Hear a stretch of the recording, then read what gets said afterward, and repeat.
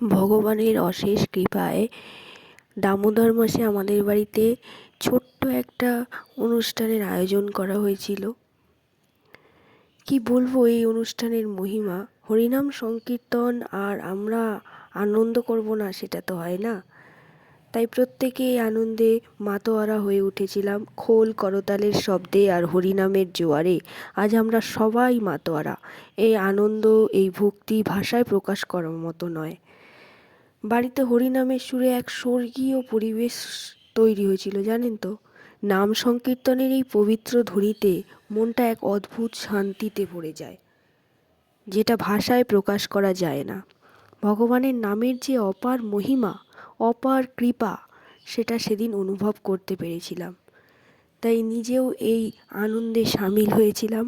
আমি নৃত্য করতে একদমই অপারগ, তবুও সেদিনকে এত আনন্দ আমি নিজেকে ধরে রাখতে পারিনি। আমিও এই নৃত্যে সামিল হয়েছিলাম। যাই হোক, প্রত্যেকে ভালো থাকবেন। রাধে রাধে।